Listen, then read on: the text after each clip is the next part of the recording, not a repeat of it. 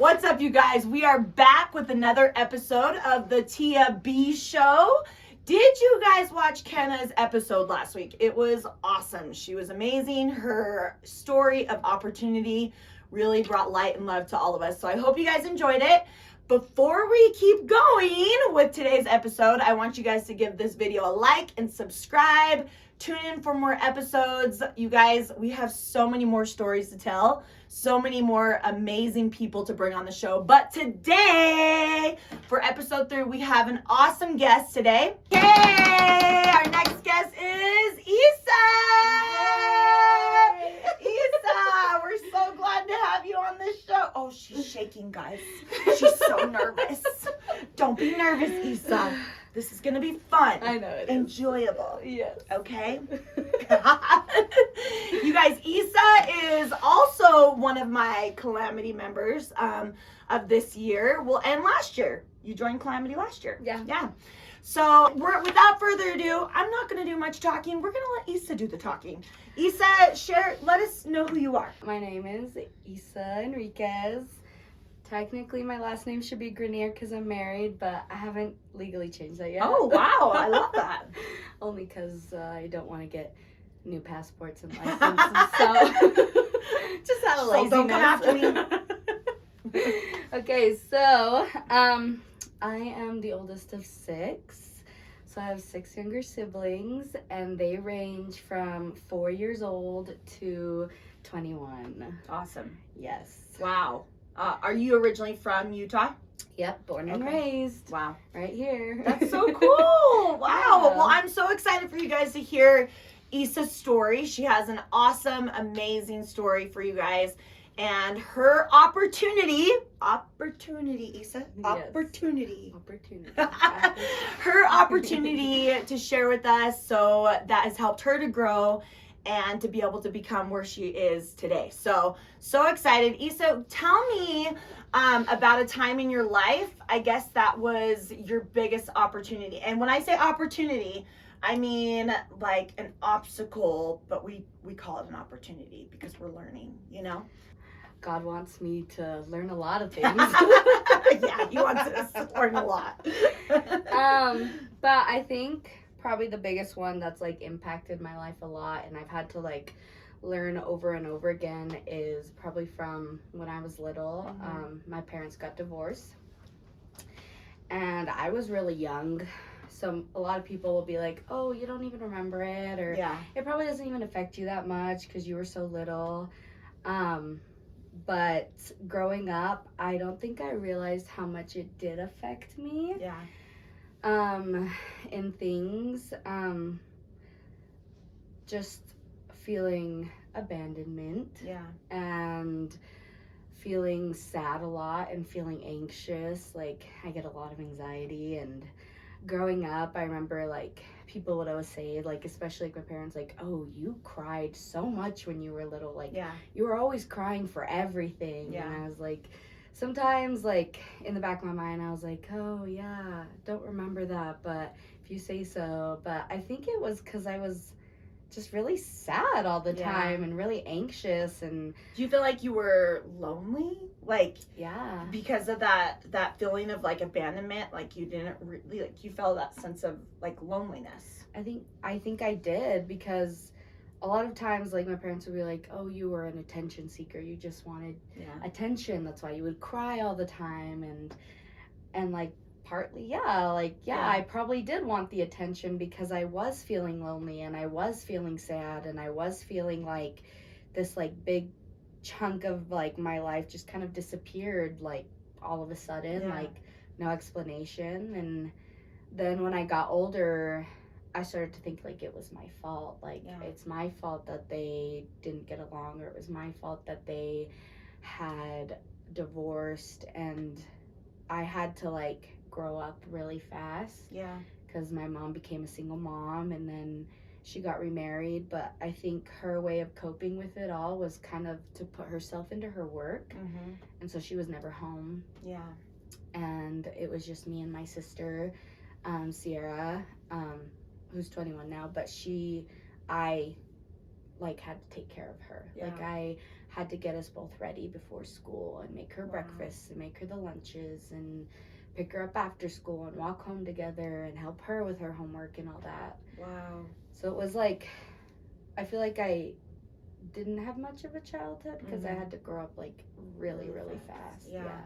How do you feel like that went into your adulthood? Like, how do you feel that transferred into you as an adult? As an adult, I have had a hard time accepting that, like, I'm important.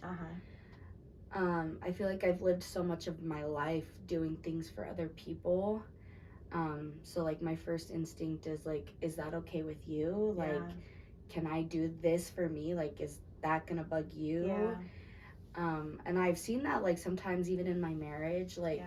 I will get a little self-insecure, like, about the things that I want to do. Like, I'll catch myself saying sorry for things that I shouldn't have to apologize for. I think a lot of people can relate with that because I feel like a lot of people feel that, like they are constantly like, I even like sometimes like people I'm around, they're like, sorry, oh sorry, oh sorry. And it's like, we don't have to apologize for every little thing, but I feel like it's a sense of like, we forget, you know? Yeah. And it is that little insecurity that we all have and we all can relate to on that level, you know? Yeah, I think that is like, that was part of like the biggest, and like obviously like my mental health, like I started to think that like I wasn't worthy of love or I wasn't worthy of like a lot of things. And I feel like even starting in high school, I didn't like myself like very much. And so my confidence was just very like short because I never took care of myself. Yeah. I never like put me first. It was always other people that I like wanted to put first. Yeah. Not that I like didn't mind serving them or putting them first, but it was like it was always before me. Yeah. I never thought that I could take care of myself first. It was like, oh, this has to get taken care of first. Like they need this first before I can even think of myself. Yeah. So I never like took care of my mind. I didn't take care of my body. I didn't take care of like the way that I would like think of myself. I always like, oh, you're fine, like you don't need this, like you're not good enough, but they need to feel good enough. Yeah. Wow. So how do you, like, if you were to tell your younger self, you know, anything today, like what would it be that you would tell your younger self to help yourself, like, for today?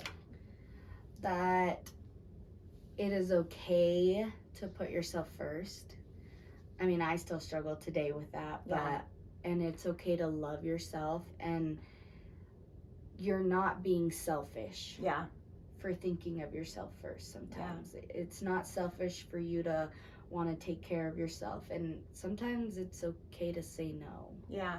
Well, and I think I always think of that when you're on the airplane and they're always like, put your mask on first. Like, you know, put your mask on first before you help somebody else, because, and I feel like that's something that we can all take in life with self-love and self-care, because I truly feel like when I'm taking care of myself, and I, like, for instance, like the last couple weeks I committed to myself that I'm gonna get me time in the morning, because it's really hard. It's been really hard since my transplant. And so I get up in the morning, I say my prayers, do my workout, write my grateful journal, read my scriptures, do whatever is me time. So whatever it is. And honestly, I've seen myself become a better mom. Like, I'm a better mom and a better person, and I'm a happier person for my husband, for people, when I'm putting myself first in the mornings, you know? And I feel like we all forget that. Like, we forget that that's okay. Like, actually, it's more than okay. Like, it's more than okay to put yourself first and find that me time and that self-love, because when we develop that self-love for ourselves, you know, we work on that, we give more love. Yeah. You know? We do. I totally like agree with you on that. What has been, so I know you've talked about with me before, what in the past couple of years you've went through a lot of changes. Yeah. Right? Talk about those changes in the last couple of years.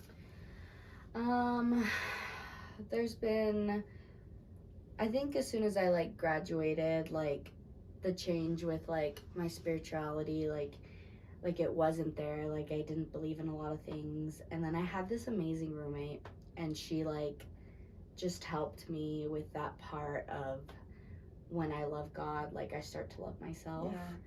And then I went on my mission, and that was a big change. And then partway through my mission, I had to change again to a whole different mission and a whole different like culture, because I couldn't stay where I was. Yeah. And then when I got home, another change, right? It was just Yeah. like, okay, adjusting back home, adjusting to Which life. these are all opportunities. Yes. Right? Like I'm saying, he had a lot for me to learn. Like he was like, I think we all can relate with that. We all feel like that sometimes. Yes. And it was just like, I was feeling good when I was home. Yeah. And I was feeling okay. I noticed that I started to put myself first a little more, but then I was still always trying to please other people. Yeah. And especially like my dad, like he's someone that for some reason I have to please no Yeah. matter what, even though it's not healthy for me. Mm-hmm. And it is very toxic to our like father-daughter relationship. Yeah. But it's just something that I've like still have to learn and struggle through. And then when I got married, and then my mental health kind of took a little dive down. Yeah. And I ended up in a hospital and had to do things that I knew that I needed but I didn't want to do. Wait, how come, sorry, do you mind if I ask how Yeah. come you ended up in the hospital? Because I tried to overdose my medication. Oh.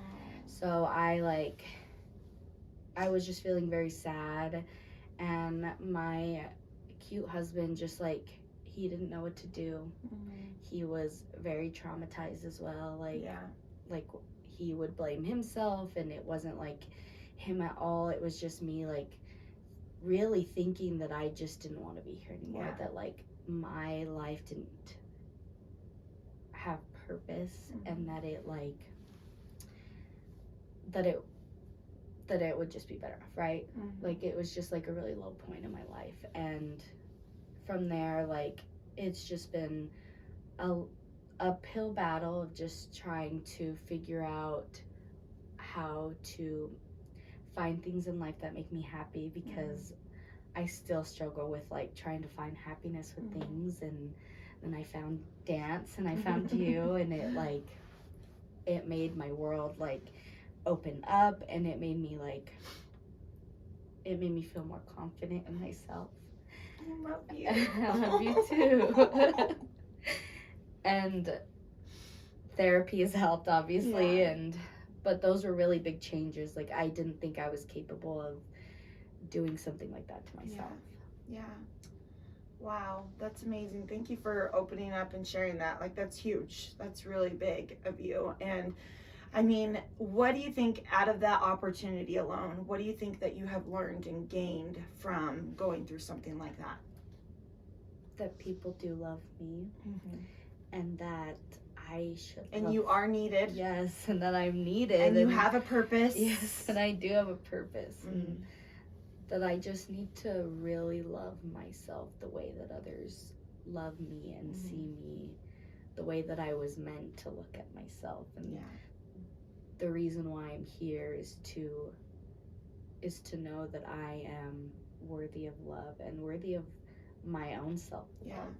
Yeah. Okay, you guys, I think it's time for a little dance break. Get some feel goods going. Hey, hey, hey, hey. You know what time it is. It's time to dance alright. We gonna dance all night because it feels alright. I said, hey, hey, hey, hey, hey, hey, hey. Written by me, Tia B. Stokes. Boom. Boom. One day we'll have real music, a live DJ. I don't know. I all kind the of dig the self Oh, you music. do? I kind of like it. You like that? Okay. All right. So we are back with Issa, and she has opened up about her story and about self-love and about finding self-love. So Issa, I just want, like, what could you give to people? Because obviously I feel like we're all still on this journey. Like, I feel like I'm not perfect at self-love. Like, I just know there's things that have helped me that I've shared with people. But what are the things that you feel like if you could give somebody that's listening 3 things that have helped you, what are those 3 things? I think one would be to surround yourself with people who truly care about you, who truly want what's best for you, because I think keeping toxic people around is just, it's not good for anybody. Yeah. You know, no matter how hard it is, how much you love the person, or how much it hurts, like, it's best for yourself to do that. I agree. So good people, keeping positive, get around positive people. Yes. I love that. Yes. 2 is find something that you love to do. Yes. Like dance, right? Yes. Whether that's like going to get your nails done once a week, or going to, I don't know, even going to Target, you know? Heck spending a little money at Target. Retail therapy. It's a real thing, guys. It is. Maybe not for the bank account, but there's a dollar rack at Target. Yes, there is. And I think the 3rd would be to put yourself first. You know, it's okay to want to serve other people. It's okay to want to help out. But it is more than okay to say no. And it is more than okay to think about yourself first. Yeah. It's not selfish, no matter if someone is telling you it is. It's really not. Yeah. I love that. Thank you. I think those are all great tips that we can take and we can all learn from and apply them to our lives. I feel like I want to apply those to my life. Yes. I'm going to do a little retail therapy. Yes. And I love what you said, like, it's okay to say no. It's okay to say no. I've had to learn that. I'm still learning that in my 36 years. I'm horrible because I'm a yes person. Yes, I can do that. Yes. But I'm learning to put myself first and to say no. Like, I'm not going to do that. I need to focus on me right now. So I love that you shared that. If there's anything that you could leave with the world right now about growing from this opportunity, or maybe somebody that's going through something really hard right now, what would you tell them? I think it would be to ask for help. Mm-hmm. I think learning how to love yourself, I think it's really hard to do it alone. Yes. I think doing anything is really hard to do alone. Yes. And I think if you want to start anywhere, it is just to ask for help, whether it's from a higher being or whether it's from a spouse or a friend or a therapist, right? I think asking for help would be your number 1 step. Yeah. That's great advice, because I feel like a lot of us, we're very prideful. Well, I am anyways. And it's hard to be like asking people for help, but I love that advice. And I think, you know, anybody that's listening out there can really ask anybody. And I think, like you said, you were going through a really dark time that, you know, and I've been there as well. But before you get to that point, or if you feel yourself getting to that point, or if you feel yourself getting that low, like, ask. Don't be afraid. You're not alone. Like, I want to reach through the camera and tell you, you're not alone. You're not alone. You're not alone, no matter how happy people seem, everybody goes through it, and everybody is going through that self-love battle, that struggle. But if we can do it together, like you said, you know, do it together and ask for help, I feel like it's so much easier. Yeah. And so much better. Okay, where can people find you? Leave your Instagram, your TikTok, your YouTube, whatever. How are they gonna find you? Just on my Insta, right, or Facebook. Okay, what's your Instagram? It is, I don't know if I know my username. Issa E. Grenier. Issa Mar E. Grenier. Yes. We'll put that on the bottom for you. Yes. I know it's a long name. Yes. But for reals, reach out. I love making friends. I love talking about stuff. Like, it's hard. Like, before we started, I was like, I'm so anxious. And I'm still anxious because I'm, like, twiddling myself. But, like, I'm always willing. Oh, I love that about you, Issa. She really is. Issa is such a good person, and I can't wait for you guys to reach out, follow her. anything about self-love, you guys, just remember you're not alone. Nope. We're all going through this together, and you don't have to do it by yourself. So thank you guys so much for watching. Thanks for tuning in. And aloha means hello, goodbye, and we love you. Him, you, me, we got this.